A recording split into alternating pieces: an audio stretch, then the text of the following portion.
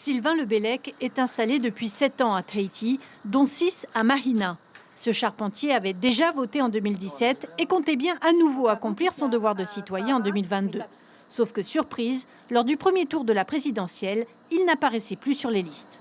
Surpris d'abord, très déçu ensuite, parce que pour moi le premier tour c'était le plus important. Et puis de l'incompréhension et j'avoue un peu de colère, parce qu'il y a énormément de moyens qui sont mis en œuvre.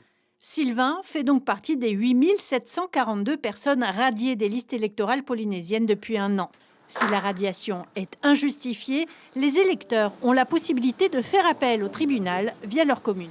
J'en ai eu à traiter lors du premier tour des présidentielles des personnes à qui on a appliqué le règlement avec un dépôt d'autorisation d'inscription auprès du procureur. Et ça se fait assez rapidement.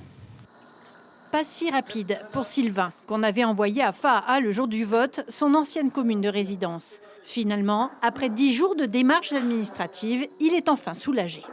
On a transmis tous les justificatifs auprès du procureur et aujourd'hui on a reçu l'ordonnance de l'inscrit sur la liste électorale de Mahina. Oui, c'est plutôt une bonne nouvelle, parce que c'est vrai qu'on a un peu l'impression d'être un peu oublié et trahi. Bon, c'est un peu fort, oublié et trahi, mais voilà, c'est un peu surprenant. On dit non, je peux pas jouer. Voilà. Inscription en doublon, changement d'adresse, décès, le répertoire électoral unique mis en place en 2019 génère automatiquement les radiations.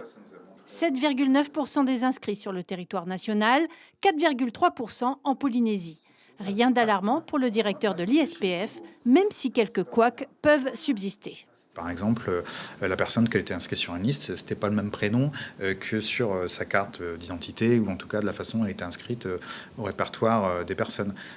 Ça peut être aussi, ça avait été un endroit où elle avait une boîte postale, et finalement ça a été rapporté à sa boîte postale alors qu'elle habite ailleurs. Chaque année, côté ISPF, on fait remonter à l'INSEE qui gère le répertoire, et ça se corrige petit à petit. Européenne, municipale, présidentielle, de scrutin en scrutin, le répertoire s'affine. Et pour toute radiation infondée, une permanence du tribunal de première instance est ouverte chaque jour d'élection. L'information en continu sur Polynésie la première, Internet et réseaux sociaux.